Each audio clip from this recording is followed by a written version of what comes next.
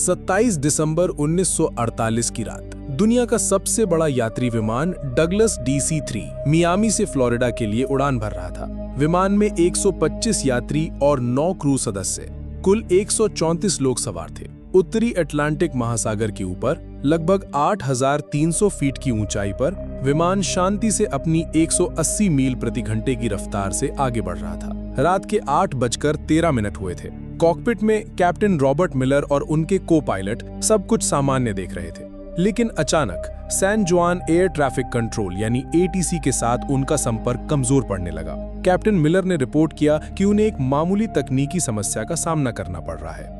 ये उनकी आखिरी आवाज थी। इसके ठीक 10 सेकंड के अंदर विमान ATC के रडार से हमेशा के लिए गायब हो गया। विमान की आखिरी लोकेशन बरमूडा ट्रायंगल के ठीक बीच में थी। उस रात जो हुआ वो किसी तकनीकी खराबी से कहीं ज्यादा भयानक था। विमान दुनिया की सबसे रहस्यमयी जगह बरमूडा ट्रायंगल के एक ऐसे बवंडर में फंस गया था जिसके बारे में किसी ने न कभी सुना था न कभी देखा था। पलक झपकते ही विमान के अंदर चीख पुकार मच गई। कैप्टन मिलर ने अपनी पूरी ताकत से प्लेन को संभालने की कोशिश की, लेकिन तब तक बहुत देर हो चुकी थी। तूफान ने पूरे विमान को अपनी चपेट में ले लिया था और उसे किसी खिलौने की तरह घुमा रहा था। प्लेन के सारे इलेक्ट्रॉनिक उपकरण, कंपास, रेडार सब कुछ बंद हो चुका था। विमान अब किसी इंसान के नियंत्रण में नहीं था, वो सिर्फ तूफान की रफ्तार से अंधाधुंध उड़े जा रहा था। लगभग आधा घंटा उस जानलेवा बवंडर में जूझने के बाद जब विमान तूफान से बाहर निकला तो चारों तरफ सिर्फ अंतहीन समंदर था। प्लेन के इंजन अभी भी काम नहीं कर रहे थे और वो धीरे धीरे नीचे की ओर गिर रहा था। तभी को पायलट की नजर सामने एक द्वीप पर पड़ी। वो एक अनजान, अनछुआ द्वीप था। सबको पता था कि उनकी मौत बस कुछ ही पलों की दूरी पर है। विमान उस द्वीप पर मौजूद एक विशालकाय पुराने पेड़ से जा टकराया। पेड़ की सैकड़ों मोटी डालियों ने विमान को किसी जाल की तरह अपने अंदर फंसा लिया और यही वो चमत्कार था जिसने 134 लोगों की जान बचा ली। विमान के पेड़ में फंस जाने से यात्रियों की जान तो बच गई, लेकिन ये एक दर्दनाक शुरुआत थी। विमान के अंदर से कराहने और रोने की आवाजें आ रही थी। कैप्टन रॉबर्ट मिलर, जिनका सिर एक पैनल से टकरा गया था, होश में आते ही हरकत में आ गए। उन्होंने तुरंत लोगों को शांत कराया। विमान में सवार एक retired army doctor Evelyn read ने बिना समय गंवाए घायलों की देखभाल शुरू कर दी। कुल 10 लोग गंभीर रूप से घायल थे। किसी का हाथ टूटा था, किसी का पैर, तो 2 लोगों के सिर पर गहरी चोटें आई थी। बाकी सभी लोग सदमे में थे लेकिन सुरक्षित थे। जब सब धीरे धीरे विमान से नीचे उतरे तो उन्होंने महसूस किया कि वे कहां आ फंसे हैं। ये एक ऐसा द्वीप था जो किसी नक्शे पर मौजूद नहीं था। चारों तरफ घना जंगल, अजीबोगरीब पेड़ पौधे और एक अनजानी खामोशी थी। सबसे पहली और सबसे बड़ी चुनौती थी पानी। हर कोई प्यासा था, लेकिन पूरे द्वीप पर दूर दूर तक किसी नदी, झरने या साफ पानी के स्रोत का कोई निशान नहीं था। उनकी एकमात्र उम्मीद अब सिर्फ बारिश का पानी थी। कैप्टन मिलर ने अपने अनुभव का इस्तेमाल करते हुए लोगों को समूहों में बांटा। एक समूह को विमान के मलबे से खाने पीने का सामान, दवाइयां और काम की चीजें निकालने का काम सौंपा गया। दूसरा समूह कैप्टन के साथ मिलकर रात गुजारने के लिए एक अस्थायी आश्रय बनाने में जुट गया। उन्होंने विमान की टूटी हुई सीटों, धातु की चादरों और बड़े बड़े पत्तों का इस्तेमाल करके एक काम चलाऊ छत तैयार की जो उन्हें रात की ठंड और संभावित बारिश से बचा सके। उस पहली रात जब वे एक दूसरे से सट कर बैठे थे तो उनके दिलों में एक ही सवाल था, क्या कोई उन्हें ढूंढने आएगा? क्या वे कभी इस अनजान जगह से बाहर निकल पाएंगे? दूसरे दिन की सुबह एक नई चुनौती लेकर आई, भोजन की कमी और आग जलाने की तकनीक। विमान से जो थोड़ा बहुत खाना मिला था वो ज्यादा दिन नहीं चलने वाला था। उन्हें द्वीप पर ही भोजन खोजना था, लेकिन कौन सा फल जहरीला है और कौन सा खाने लायक, ये जानने का कोई तरीका नहीं था। इसी कोशिश में एक अधेड़ उम्र के व्यक्ति ने एक अनजान फल खा लिया और कुछ ही घंटों में उसकी तड़प तड़प कर मौत हो गई। ये द्वीप पर हुई पहली मौत थी जिसने सबको अंदर तक हिला के रख दिया। इस घटना के बाद लोगों में डर और सीमित भोजन को लेकर पहला संघर्ष शुरू हुआ, लेकिन कैप्टन मिलर और डॉक्टर एवलिन ने स्थिति को संभाला। उसी शाम एक किशोर लड़के ने, जिसे विज्ञान में रुचि थी, अपने चश्मे के लेंस का उपयोग करके सूरज की किरणों को सूखी पत्तियों पर केंद्रित किया। घंटों की मेहनत के बाद पत्तियों से धुएं की एक पतली लकीर उठी और फिर एक छोटी सी लौ जल उठी। आग। ये उनके लिए किसी जीत से कम नहीं थी। आग न केवल खाना पकाने के लिए जरूरी थी, बल्कि ये रात में जंगली जानवरों को भी दूर रख सकती थी। इसी बीच विमान में एक इंजीनियर आर्थर वैंस ने टूटे हुए रेडियो को ठीक करने की कोशिश की। कड़ी मशक्कत के बाद वो एक कमजोर सिग्नल भेजने में कामयाब रहा। उसने अपनी आखिरी लोकेशन और मदद का संदेश भेजा, लेकिन सामने से कोई जवाब नहीं आया। रेडियो की बैटरी खत्म हो चुकी थी। और संपर्क का एकमात्र जरिया भी टूट चुका था। दिन बीतते गए। जब 10 दिन बाद भी बचाव का कोई संकेत नहीं मिला तो 4 लड़के और एक लड़की का सब्र जवाब दे गया। एक रात जब सब सो रहे थे, वे चुपके से विमान के मलबे से बनी एक छोटी सी नाव लेकर समुद्र में उतर गए। वे फिर कभी लौटकर नहीं आए। उनका क्या हुआ, वे कहां गए, ये एक रहस्य बनकर रह गया। उन 5 लोगों के जाने के बाद बचे हुए लोगों को एहसास हो गया कि उन्हें लंबे समय तक यहीं रहना पड़ेगा। कैप्टन मिलर ने सबको इकट्ठा किया और एक स्थायी व्यवस्था बनाने का प्रस्ताव रखा। काम का बंटवारा किया गया। एक टीम रोजाना भोजन और फल इकट्ठा करने के लिए जंगल में जाती, दूसरी टीम आश्रय को और मजबूत बनाने और उसकी मरम्मत करने का काम करती। डॉक्टर एवलिन और कुछ अन्य लोगों ने घायलों और बीमारों की देखभाल का जिम्मा संभाला। दूसरी ओर अमेरिकी सरकार ने विमान को खोजने के लिए इतिहास का सबसे बड़ा सर्च ऑपरेशन शुरू किया था। अटलांटिक महासागर के चप्पे चप्पे को छान मारा गया, लेकिन विमान का एक टुकड़ा भी नहीं मिला। 1 सप्ताह की लगातार खोज के बाद भी जब कोई सुराग नहीं मिला तो अभियान धीमा पड़ गया। इसी बीच द्वीप पर बचे हुए लोगों ने जीने की कला सीखनी शुरू कर दी थी। उन्होंने द्वीप के पत्थरों और विमान की धातु को घिस-घिस कर चाकू और भाले जैसे औजार बनाए। सबसे बड़ी चुनौती द्वीप के जंगली सुअर थे, जो झुंड में रहते थे और रात में उनके शिविर पर हमला कर देते थे। विमान में एक शिकारी ट्रेनर भी था, जिसने लोगों को भाला चलाना और जाल बिछाना सिखाया। कई दिनों की योजना और अभ्यास के बाद उन्होंने अपने पहले जंगली सुअर का शिकार किया। ये एक भयानक और भावनात्मक क्षण था। शिकार के दौरान 2 लोग घायल हो गए, लेकिन जब वे उस शिकार को लेकर शिविर में लौटे तो ये सिर्फ भोजन नहीं था, ये उनकी एकता और दृढ़ संकल्प की जीत थी। उन्होंने द्वीप के किनारे टूटे हुए नारियल के तनों से रेत पर बड़े-बड़े अक्षरों में हेल्प लिखा, इस उम्मीद में कि शायद कोई गुजरता हुआ जहाज या विमान इसे देख ले। दोस्तों, ये कहानी आपको कैसी लग रही है?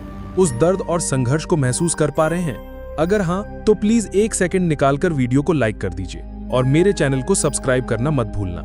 आपका एक सब्सक्राइब मुझे ऐसी ही और सच्ची और रोंगटे खड़े कर देने वाली कहानियां आप तक लाने की हिम्मत देता है। और हाँ, कमेंट सेक्शन के बगल में एक नया हाइप बटन आया है। अगर कहानी सच में दिल को छू रही है तो उसे भी जरूर दबाइए। चलिए अब आगे बढ़ते हैं उस दर्दनाक सफर पर। 6 महीने बीत चुके थे। बाहरी दुनिया के लिए NC-16002 विमान और उसमें सवार 134 लोग एक अनसुलझी पहेली बनकर रह गए थे। $45 मिलियन खर्च करने के बाद अमेरिकी सरकार ने आधिकारिक तौर पर सर्च ऑपरेशन बंद कर दिया और सभी को लापता घोषित कर दिया। उनके परिवार वालों को बता दिया गया कि अब उनके प्रियजनों के लौटने की कोई उम्मीद नहीं है। लेकिन यहाँ इस अनजान द्वीप पर एक नया समुदाय जन्म ले रहा था। जो लोग गंभीर रूप से घायल थे, वे डॉक्टर एवलिन की देखभाल में धीरे धीरे ठीक हो रहे थे और छोटे मोटे कामों में हाथ पटाने लगे थे। लेकिन इस दौरान बीमारी और निराशा के कारण कुछ और लोगों की मौत हो गई। बचने का कोई रास्ता न देखकर कई लोग मानसिक रूप से टूट गए थे और उन्होंने दम तोड़ दिया। अब द्वीप पर केवल 114 लोग बचे थे। उन्होंने अपने मृतकों को सम्मान के साथ दफनाना शुरू कर दिया और एक दूसरे का मानसिक सहारा बने। रात में जब सब आग के चारों ओर इकट्ठा होते तो वे अपने पुराने जीवन की कहानियां सुनाते, गाने गाते। लगभग 1.5 साल बाद द्वीप पर पहली बार किसी बच्चे की किलकारी गूंजी। एक युवा जोड़े के यहाँ एक स्वस्थ बेटे का जन्म हुआ। उस बच्चे का जन्म द्वीप पर मौजूद हर इंसान के लिए एक नई उम्मीद लेकर आया। 2 साल बीत गए। इस दौरान उन्होंने द्वीप पर जीना सीख लिया था। उन्होंने छोटी मोटी खेती शुरू कर दी थी और मछली पकड़ने के नए नए तरीके इजाद कर लिए थे। लेकिन सभ्य दुनिया में लौटने की इच्छा अभी भी उनके दिलों में चल रही थी। इंजीनियर आर्थर वेंस के नेतृत्व में सभी ने मिलकर एक बड़ी नाव बनाने का फैसला किया। ये उनका सबसे बड़ा और सबसे महत्वाकांक्षी प्रोजेक्ट था। महीनों की कड़ी मेहनत के बाद उन्होंने विमान के टुकड़ों, लकड़ी और बेलों का उपयोग करके एक बड़ी मजबूत नाव तैयार की। जिस दिन उन्होंने नाव को समुद्र में उतारा, वो किसी त्योहार से कम नहीं था। 25 सबसे मजबूत और अनुभवी लोगों को उस नाव पर सवार किया गया, इस वादे के साथ कि वे मदद लेकर वापस लौटेंगे। नाव द्वीप से कुछ मील दूर तक तो ठीक चली, लेकिन फिर मौसम ने अपना असली रूप दिखाया। अचानक आसमान में काले बादल घिर आए और एक भयानक तूफान ने उनकी नाव को घेर लिया। ऊंची ऊंची लहरों ने नाव को पलट दिया। उनमें से कुछ ही लोग तैरकर किसी तरह वापस द्वीप के किनारे पहुंच पाए, लेकिन उस हादसे में 16 लोगों की जान चली गई। ये द्वीप पर अब तक का सबसे बड़ा झटका था। पहले ही बीमारी और निराशा से 15 लोग मर चुके थे और अब इस हादसे ने 16 और जानें ले ली। कुल मिलाकर 31 लोगों की मौत हो चुकी थी और 5 पहले ही भाग गए थे। अब द्वीप पर केवल 98 लोग बचे थे। इस घटना ने उनके बचने के विश्वास को चकनाचूर कर दिया। कई लोगों ने मान लिया कि ये द्वीप ही उनकी कब्र बनेगा और यहाँ से निकलने की कोशिश करना मौत को दावत देना है। 5 साल गुजर चुके थे। जो बच्चे द्वीप पर पैदा हुए थे उनके लिए यही उनकी दुनिया थी। उन्होंने कभी कार, बिजली या शहर नहीं देखे थे। बड़े लोग उन्हें अपनी पुरानी दुनिया की कहानियां सुनाते जो उन बच्चों के लिए किसी परी कथा से कम नहीं थी। लेकिन समय के साथ समाज में दरारें पड़ने लगी। द्वीप के प्राकृतिक संसाधन जैसे कि एक खास किस्म के फलदार पेड़ और छोटे जानवर कम होने लगे थे। भोजन की कमी ने लोगों के बीच तनाव पैदा कर दिया। अब वे 2 गुटों में बंट गए थे। एक गुट जिसका नेतृत्व कैप्टन मिलर कर रहे थे, वे अभी भी मानता था कि उन्हें किसी भी कीमत पर यहां से निकलने की कोशिश करते रहना चाहिए। दूसरा गुट जिसका नेतृत्व एक हताश व्यक्ति कर रहा था, का मानना था कि यही उनकी नियति है और उन्हें बाहरी दुनिया को भूलकर इसी द्वीप पर बस जाना चाहिए, क्योंकि बाहर निकलने की हर कोशिश सिर्फ मौत लेकर आई थी। इसी बीच भोजन की तलाश में एक खोजी दल द्वीप के अंदरूनी हिस्से में गया, जहां उन्हें कुछ ऐसा मिला जिसने उनके रोंगटे खड़े कर दिए। उन्हें किसी प्राचीन टूटी फूटी सभ्यता के खंडहर मिले और उन्हें खंडहरों के पास एक गुफा के अंदर उन्हें एक इंसान का कंकाल मिला। कंकाल के पास धातु का एक छोटा जंग लगा टुकड़ा था जो किसी पुराने विमान का हिस्सा लग रहा था। ये इस बात का सबूत था कि वे इस द्वीप पर फंसने वाले पहले लोग नहीं थे। बर्मुडा ट्रायंगल का रहस्य और भी गहरा हो गया था। क्या इस द्वीप का कोई श्राप था? क्या यहाँ आने वाला हर कोई यही मर जाता है? इन सवालों ने उन्हें और भी डरा दिया। 7 साल बीत चुके थे। इन 2 सालों में तनाव, भोजन की कमी और बीमारियों के कारण 16 और लोगों की मौत हो गई। अब उनकी संख्या घटकर सिर्फ 82 रह गई थी। लोग जीने की उम्मीद लगभग छोड़ चुके थे, वे बस दिन काट रहे थे। ऐसा लग रहा था कि चीजें इससे ज्यादा बुरी नहीं हो सकती, लेकिन वे गलत थे। 8वें साल की एक दोपहर द्वीप पर एक भयानक चक्रवात आया। तेज हवाओं और मूसलाधार बारिश ने उनके लंबे समय की मेहनत से बनाए गए बसीरों और छोटी मोटी फसलों को तहस नहस कर दिया। उन्होंने जो कुछ भी बनाया था सब कुछ बिखर गया। उनके जीने का मनोबल पूरी तरह से टूट चुका था। वे खुले आसमान के नीचे भीगते हुए, कांपते हुए बैठे थे और सोच रहे थे कि शायद अब अंत आ गया है। चक्रवात के ठीक कुछ हफ्ते बाद, जब वो अभी उबरने की कोशिश ही कर रहे थे, द्वीप एक जोरदार भूकंप से कांप उठा। जमीन ऐसे हिल रही थी जैसे फट जाएगी, पहाड़ टूटकर गिरने लगे और पेड़ जड़ से उखड़ गए। हर कोई अपनी जान बचाने के लिए इधर उधर भाग रहा था। ये भूकंप विनाशकारी था, लेकिन अनजाने में ये उनके उद्धार का कारण बनने वाला था। भूकंप के कारण विमान का जो मलबा सालों से एक ही जगह पड़ा था, वो अपनी जगह से खिसक गया और उसके नीचे दबे कुछ तार और उपकरण बाहर आ गए। किसी को नहीं पता था कि ये छोटी सी घटना उनकी 9 साल की पीड़ा का अंत लिखने वाली है। भूकंप के कुछ दिन बाद जब सब कुछ शांत हुआ, तो इंजीनियर आर्थर वेंस यूं ही टूटे हुए मलबे का निरीक्षण कर रहा था। तभी उसकी नजर विमान के उस रेडियो पर पड़ी जो अब एक अलग कोण पर पड़ा था। उसी समय वैज्ञानिकों के अनुसार एक तीव्र सौर तूफान, जिसे सोलर फ्लेयर कहते हैं, उठा, जिसने पृथ्वी के चुंबकीय क्षेत्र को प्रभावित किया। ये एक दुर्लभ खगोलीय घटना थी। शायद इसी घटना के कारण या भूकंप से हिले तारों के जुड़ जाने से एक चमत्कार हुआ। आर्थर ने जब यूं ही रेडियो का एक स्विच दबाया तो उसमें से एक हल्की सी खरखराहट की आवाज आई। उसके दिल की धड़कन बढ़ गई। उसने कांपते हाथों से बैटरी के बचे कुछ तारों को जोड़ा और 9 साल में पहली बार रेडियो की हरी बत्ती जल उठी। उसने तुरंत माइक उठाया और एक कांपती हुई आवाज में कहा, मेडे मेडे मेडे, ये फ्लाइट NC-16002 है। क्या कोई सुन रहा है? हम जिंदा हैं। हम 9 साल से एक द्वीप पर फंसे हुए हैं। दूसरी तरफ मियामी के एयर ट्रैफिक कंट्रोल में एक ऑपरेटर ने जब ये संदेश सुना तो उसे अपने कानों पर विश्वास नहीं हुआ। उसने सोचा कि ये कोई मजाक है, लेकिन जब आर्थर ने विमान का रजिस्ट्रेशन नंबर, कैप्टन का नाम और उड़ान की तारीख बताई तो पूरे कंट्रोल रूम में सन्नाटा छा गया। अमेरिकी सरकार ने तुरंत रेस्क्यू ऑपरेशन फिर से शुरू कर दिया। उस समय सैटेलाइट तकनीक इतनी उन्नत नहीं थी कि वे लोकेशन को ट्रैक कर सके। उन्हें बस इतना पता था कि विमान बर्मुडा ट्रायंगल के आसपास कहीं है। उन्होंने उस पूरे इलाके के एक एक द्वीप को फिर से छानने का फैसला किया। दूसरी ओर द्वीप पर मौजूद लोगों में आशा की एक नई किरण जाग उठी थी। वे दिन रात एक बड़ी आग जलाकर धुआं करते रहते ताकि बचाव दल उन्हें देख सके। 9 साल, पूरे 9 साल बीत चुके थे। एक सुबह जब द्वीप के बचे कुचे 82 लोग सोकर उठे तो उनमें से एक ने दूर क्षितिज पर एक छोटा सा धब्बा देखा। वो धब्बा धीरे धीरे बड़ा हो रहा था। वो एक जहाज था। वो एक अमेरिकी नौसेना का जहाज था जो उनकी तलाश में आया था। उस जहाज को देखते ही 9 साल का दबा हुआ दर्द, पीड़ा और इंतजार सब कुछ आंसुओं के सैलाब में बह निकला।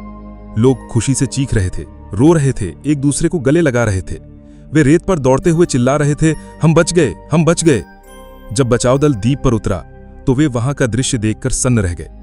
जिन्हें दुनिया 9 साल पहले मृत मान चुकी थी, वे आज उनके सामने खड़े थे, थके हुए, कमजोर लेकिन जिंदा। उनकी वापसी की कहानी ने पूरी दुनिया को हिलाकर रख दिया। ये मानव सहन शक्ति और जीवित रहने की इच्छा की एक अविश्वसनीय कहानी थी। जिन परिवारों ने अपने प्रियजनों के लौटने की उम्मीद छोड़ दी थी, वे आज उनसे मिल रहे थे। वो पल इतने भावुक थे कि उन्हें शब्दों में बयां नहीं किया जा सकता।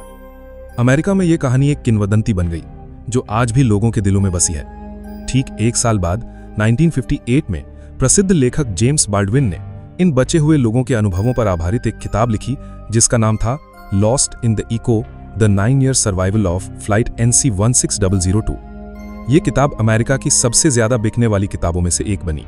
ये सिर्फ एक कहानी नहीं थी, ये उन 82 आत्माओं की दर्दनाक दास्तां थी जिन्होंने 9 साल तक मौत को मात दी और हमें सिखाया कि उम्मीद की एक छोटी सी किरण भी सबसे घने अंधेरे को चीर सकती है।